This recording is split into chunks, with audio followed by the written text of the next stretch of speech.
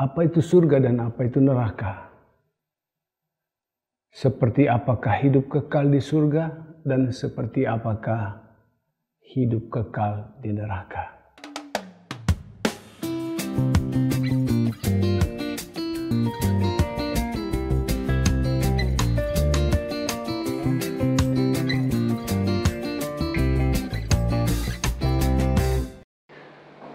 Saudara yang baik, kita jumpa lagi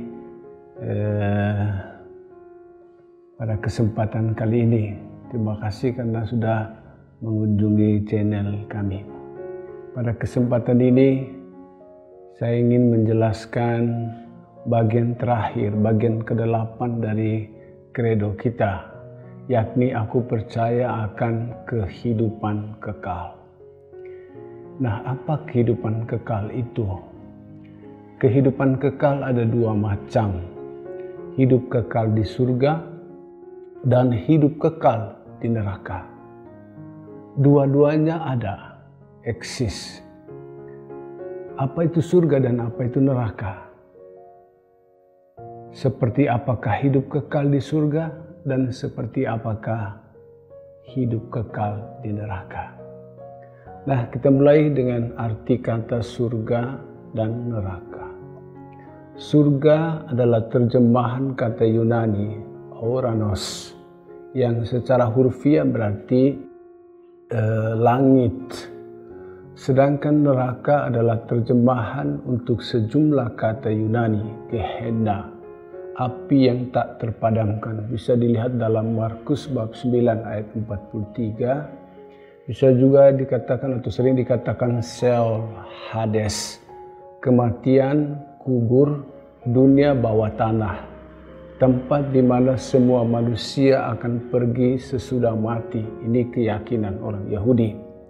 Ada juga disebut Tartaros, liang yang gelap, tempat khusus untuk pembuangan bagi malaikat jahat atau malaikat pemberontak.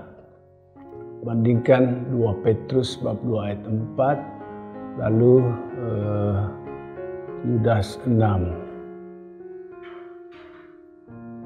Lalu kemudian itulah tadi lukisan atau definisi gambaran tentang arti kata. Nah, bagaimana, apa gambarannya? Seperti apa kehidupan di surga itu? Nah, umumnya dikatakan surga itu adalah tempat tinggal. Jadi bisa dilihat dalam Yohanes bab 14 ayat 2-3. Kalau katekismus gereja kita menjelaskan bahwa surga itu adalah tempat kediaman Allah dan Kristus bersama dengan mereka yang terberkati, baik para malaikat maupun para kudus. Bisa dilihat katekismus gereja Katolik nomor 326. Jadi yang pertama, tempat tinggal. Lalu surga itu juga disebut sebagai rumah Bapa. Dalam Injil, surga disebut rumah Bapa. Nah, bisa dilihat dalam doa Bapa kami, Matius bab 6 ayat 9, Bapa kami yang ada di surga. Lalu kemudian Yesus menyebut surga sebagai rumah Bapa, tempat kediaman Allah Bapanya. Ya, bisa dilihat dalam Yohanes bab 14 ayat 2. Di sana kita dapat melihat dari muka ke muka, kita bisa memandang wajah Allah selamanya dalam kebahagiaan sempurna. Bisa dilihat atau bandingkan dengan 1 Korintus bab 13 ayat 12. Kita juga mengetahui Allah secara benar dan mengasihi Dia secara sempurna. Di sana di surga manusia memuji Allah dan mengagungkan Dia dengan benar. Segala sesuatu yang diinginkan oleh manusia tergenapi. Di sana tidak akan ada lagi keinginan-keinginan jahat, tetapi keinginan-keinginan yang baik, keinginan-keinginan yang sesuai dengan kehendak Allah, dan semua itu terpenuhi. Di sana tidak ada ketakutan, tidak ada kecemasan, Tidak ada keletihan, tidak ada kelelahan. Yang ada adalah semua aman, semua damai. Tidak ada lagi kecemburuan, ketakutan. Semua bersahabat. Bersahabat dengan para kudus, bersahabat dengan para malaikat dalam sukacita dan kegembiraan. Lalu gambaran yang ketiga mengenai surga adalah suasana tempat kehidupan yang sempurna. Tuhan berkata, "Lihatlah, aku menjadikan segala sesuatu baru." Wahyu bab 21 ayat 5. Tidak ada lagi kematian, tidak ada lagi tangisan, tidak ada duka, tidak ada dosa, tidak ada sakit, tidak ada susah, tidak ada malam, tidak ada yang najis di surga.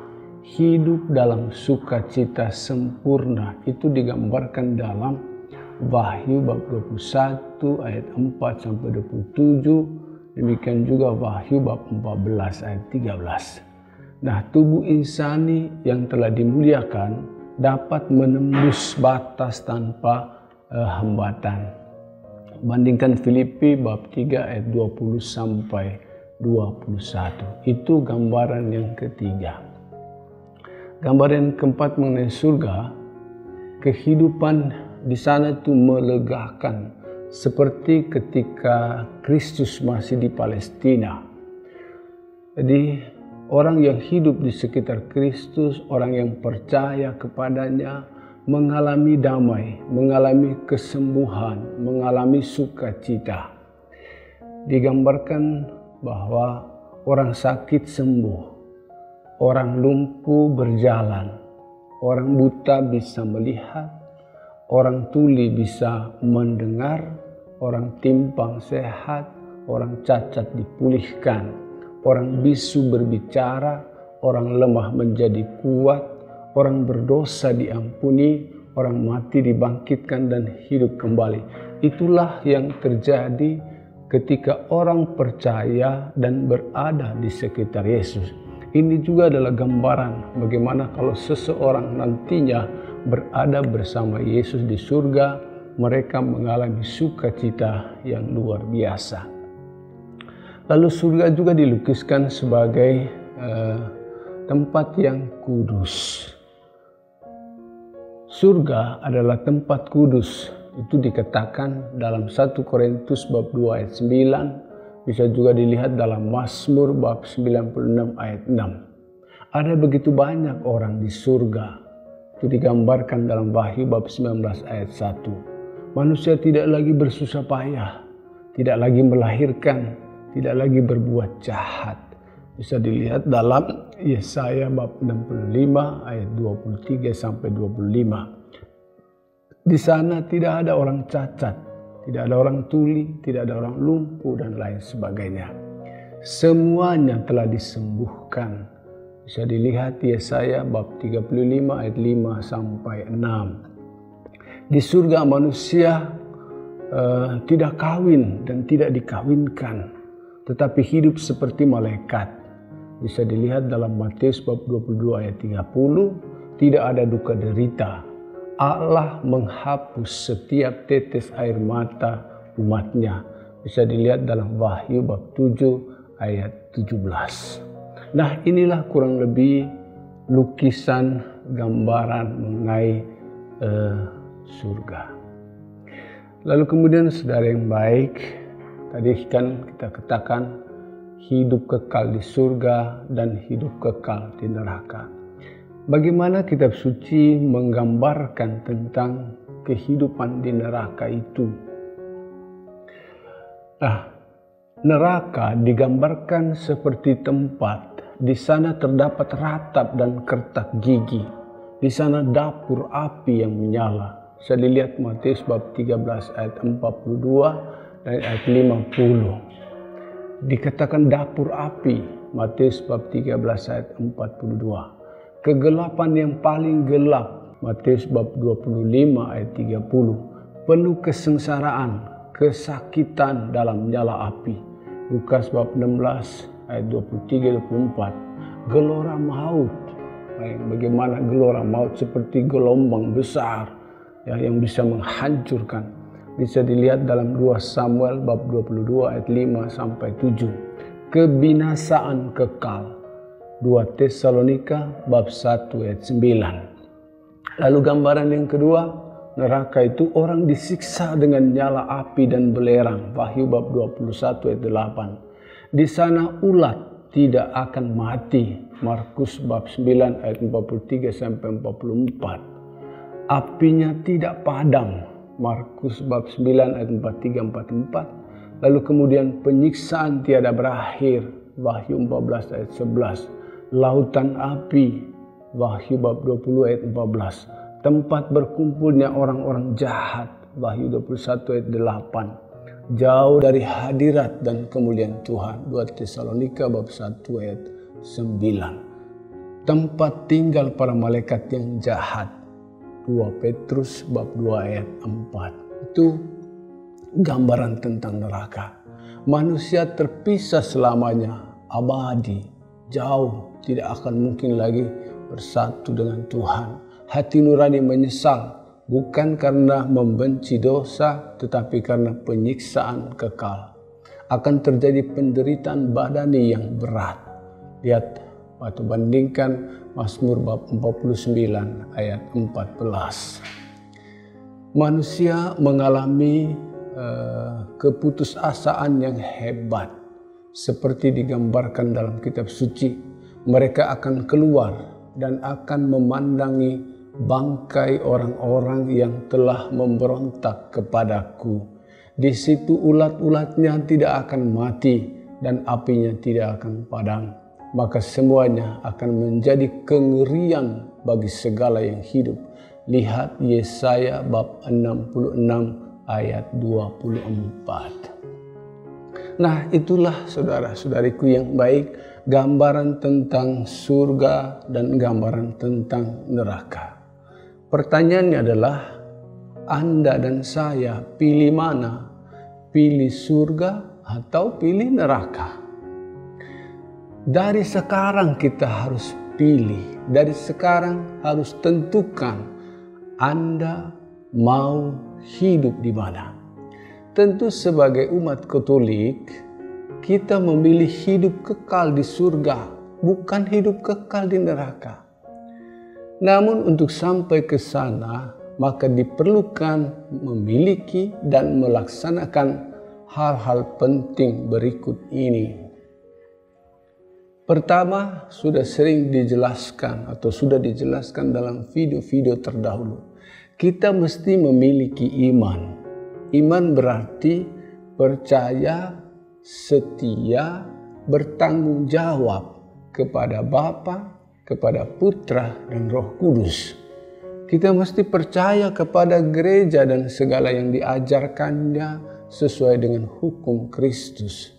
Kita mesti juga belajar menaruh pengharapan akan keselamatan dalam Kristus yang telah menderita dan bangkit untuk kita semua.